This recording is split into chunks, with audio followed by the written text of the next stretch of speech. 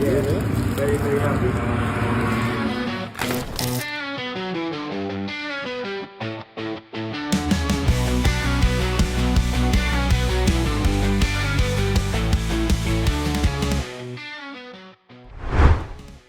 Ada satu momen besar yang baru saja terjadi dalam dunia balap Indonesia.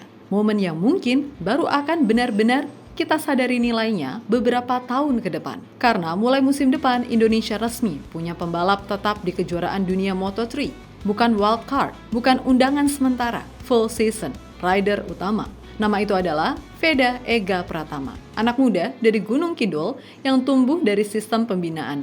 Jatuh bangun di Asia Talent Cup, ditempa di Red Bull Rookies Cup, lalu bertarung di Junior GP, dan sekarang gerbang dunia itu akhirnya terbuka.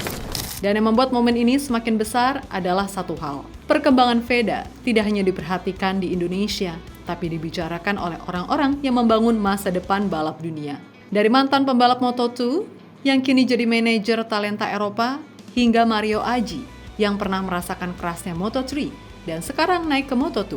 Mereka melihat sesuatu pada diri Veda, sesuatu yang tidak dimiliki semua pembalap muda. Dan di balik langkah Veda menuju Moto3, ada satu efek domino besar yang sedang bergerak.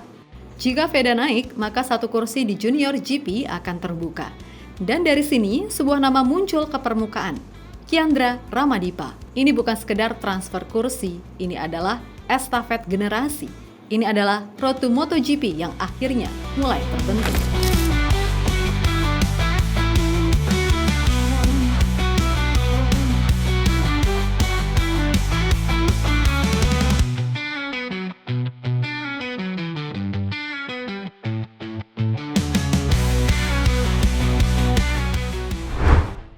Musim 2026 nanti, Veda tidak akan sendirian. Ia akan bergabung dengan Honda Team Asia bersama rekan setimnya, Zen Mitani dari Jepang.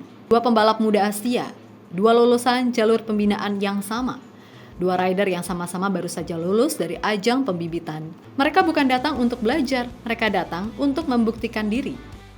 Welcome guys. How do you feel? It's my dream team, so I'm so happy now. Yeah, very, very happy. Ya, Moto3 musim 2026 akan dimulai bersamaan dengan rangkaian MotoGP World Championship dimulai dari awal tahun depan. Artinya, waktu menuju panggung dunia sudah mulai berjalan sekarang. Ini bukan sekedar dua anak muda naik level, ini adalah generasi baru Asia yang sedang bangkit. Dan Indonesia adalah barisan terdepannya.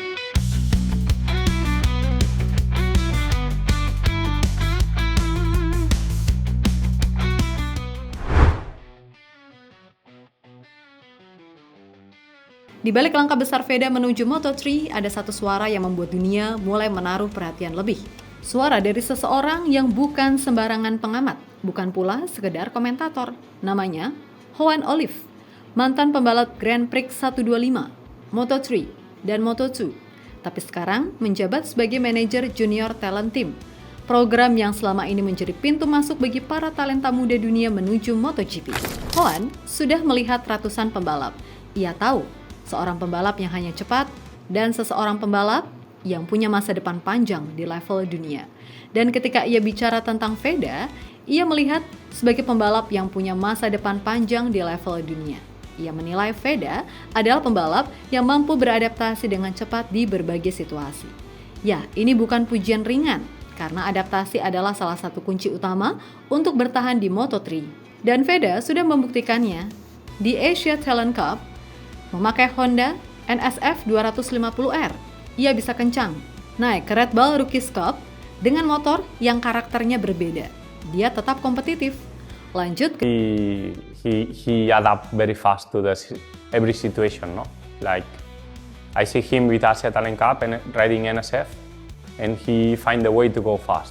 Then with the Red Bull Rookies Cup, he adapts fast to the bike, even very different bike, but he can easily go fast with that bike.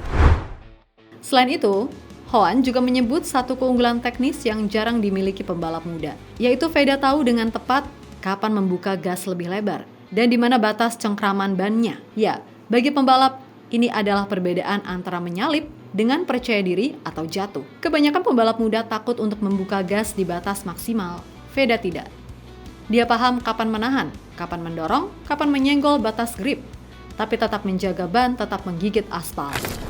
And if I have to say some strong point, maybe his control with the throttle. No, he can control very well where is the grip point. Many riders they struggle to find this limit on the rear tire because it's quite difficult. You need to be very brave also because easy to crash when you find the limit on the rear tire. But he is able to find this pace where the tires start to slide and have control and have good.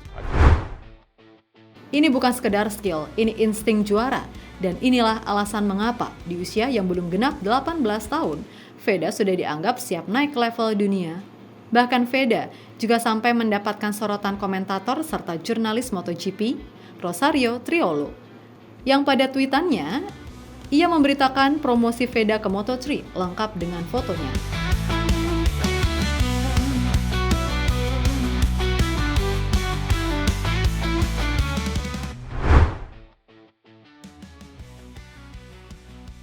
Di balik semua potensi dan pengakuan itu, ada satu pesan yang datang dari sosok yang pernah berada tepat di jalur yang sedang ditempuh Veda. Seseorang yang sudah merasakan kerasnya Junior GP, bertarung di Moto3 dan kini naik ke Moto2, Mario Suryo Aji. Mario tahu persis bagaimana ritme persaingan di Moto3 berjalan. Cepat, padat, tidak memberi ruang untuk ragu. Karena itu, ia punya satu pesan penting untuk Veda. Jadi kalau saran saya lebih ke adaptasi kinerja sistem atau latihan di akhir pekan saja. Karena kalau di GP, dari kami saja sudah kompetitif sekali. Ya begitu free practice dimulai, waktu lap harus langsung kompetitif.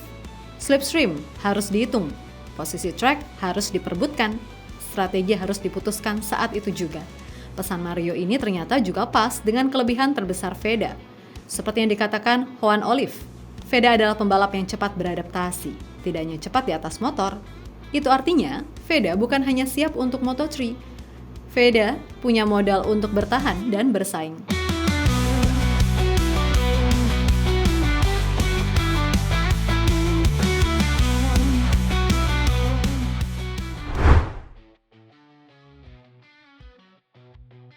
Dengan Veda resmi naik ke Moto3, satu kursi di Junior GP otomatis akan kosong. Dan pertanyaannya pun muncul. Siapa yang akan menggantikan Veda musim depan? Pertanyaan itu akhirnya juga sampai ke PT Astra Honda Motor atau AHM. Dan jawabannya datang dari Octavianus Dwi, Marketing Director AHM, sosok yang terlibat langsung dalam penentuan pembinaan pembalap Indonesia ke level dunia. Octavianus memang belum mengumumkan nama resmi, tapi arah pembicaraannya jelas. Kita masih punya satu musim lagi, kita lihat hasil akhirnya. Tapi kita punya banyak talenta terbaik yang sedang disiapkan. Namun ketika nama Kiandra Ramadipa disebut oleh media, Octavianus tidak membantah, ia hanya tersenyum dan berkata, untuk itu ditunggu saja pada waktunya. Ya, senyum itu bukan jawaban, tapi pengakuan halus.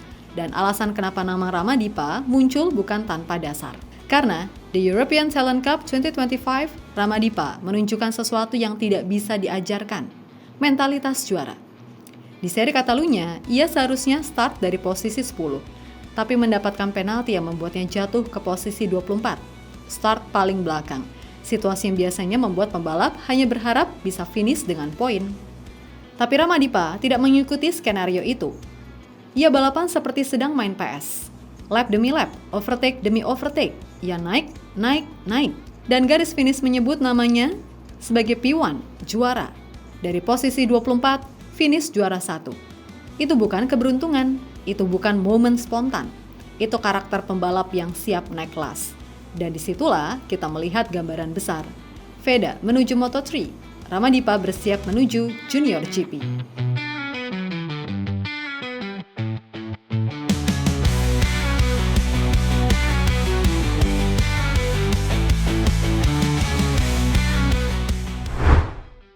Ini bukan sekedar pergantian pembalap, ini estafet, ini sistem yang sedang berjalan.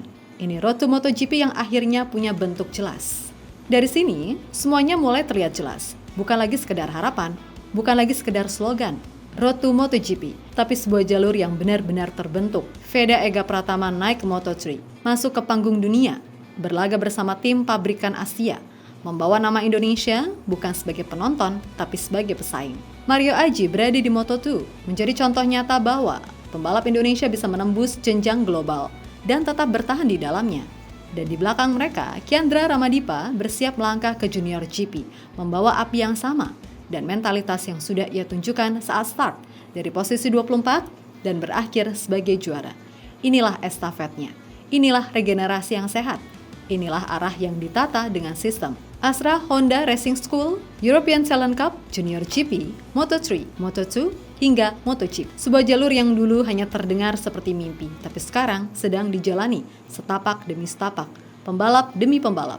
Ini bukan lagi tentang Veda saja, bukan hanya tentang Mario, bukan hanya tentang Ramadipa, ini tentang Indonesia, tentang negara yang dulu hanya datang untuk berpartisipasi, sekarang mulai datang untuk bersaing. Dan suatu hari nanti entah kapan, kita akan melihat bendera merah putih berdiri di podium tertinggi balap dunia. Dan ketika hari itu datang, kita akan ingat bahwa semua ini dimulai di sini, dengan anak-anak muda yang berani melangkah, yang berani bermimpi, dan berani mengejarnya sampai jauh. Karena Road to MotoGP bukan lagi rencana, Road to MotoGP sudah dimulai.